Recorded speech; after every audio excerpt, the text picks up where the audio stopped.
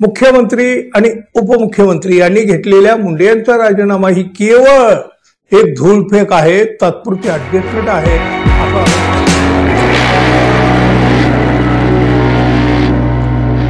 मित्रहो नमस्कार।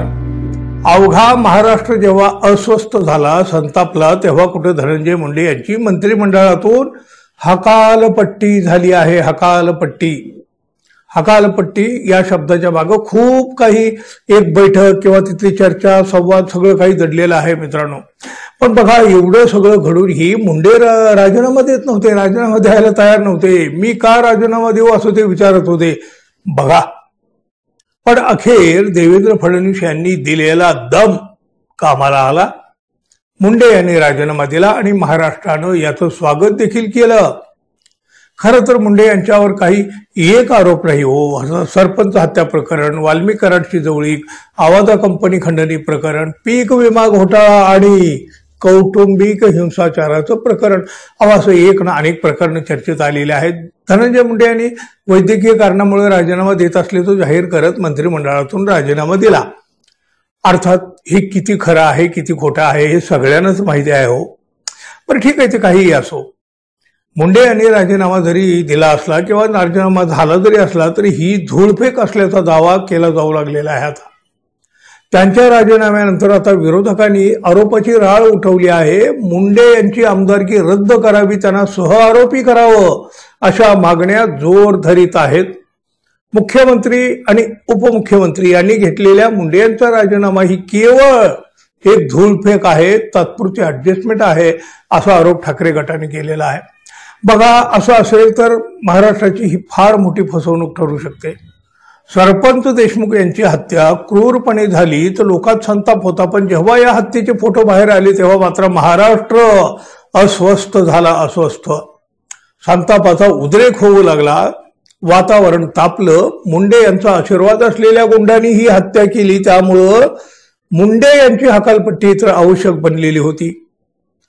बघा, इच्छा नसताना मुंडे यांनी बळजबरीनं राजीनामा दिला म्हणजे त्यांना तो द्यावा लागला। पण राजीनाम्यात वापरलेली भाषा म्हणजे केवळ नैतिकतेची थट्टा आहे असं ठाकरे गटाला वाटतं। आणि त्यामुळंच धनंजय मुंडे यांचा राजीनामा म्हणजे केवळ एक धूळफेक आहे, ऍडजस्टमेंट आहे।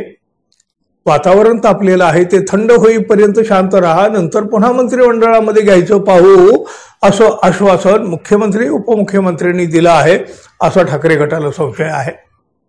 पुन्हा मंत्रिमंडळात घ्यायचं असं अजित पवार आणि फडणवीसांमध्ये ठरलं आणि मगच हा राजीनामा दिला गेला, असं ठाकरे गटाचं म्हणणं आहे। संतोष देशमुख यांच्या हत्येच्या फोटोनी महाराष्ट्र सुन्न झाला, त्यामुळे या प्रकरणाची संवेदनशीलता लक्षात घेऊन धनंजय मुंडेचा राजीनामा झाल्यानंतर विरोधकांनी मुंडेंना सह आरोपी करण्याची मागणी आता केलेली आहे।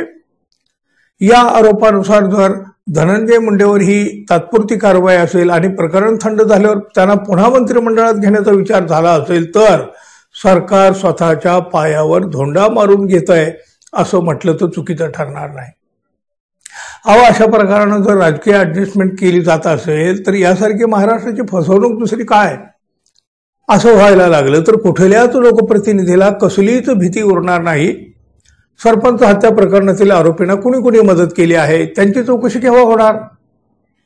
ज्या खंडणी प्रकरणामध्ये देशमुख यांची हत्या झाली ती खंडणी धनंजय मुंडे यांच्या शासकीय बंगल्यावर मागितली गेली होती असा जो आरोप आहे, त्याची चौकशी कधी होणार?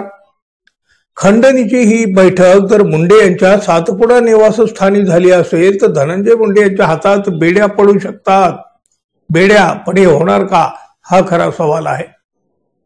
मित्रांनो, एवढे सगळे आरोप होत आहेत, एवढे अगदी स्पष्टपणे सगळं काही समोर आलेलं आहे। याची चौकशी सगळी अजून तरी झालेली नाही, मग यापुढे तरी ही चौकशी होईल का हो? तुम्हाला काय वाटतं? अगदी तुमच्या मनात जे येतं ते आपल्या कमेंट बॉक्समध्ये तुम्ही जरूर व्यक्त व्हा। आणि आपण अजून आपल्या चॅनलला सबस्क्राईब केलं नसेल तर कृपया सबस्क्राईब करावं, ही अपेक्षा तर आहेच। धन्यवाद, पुन्हा भेटू, तोपर्यंत नमस्कार।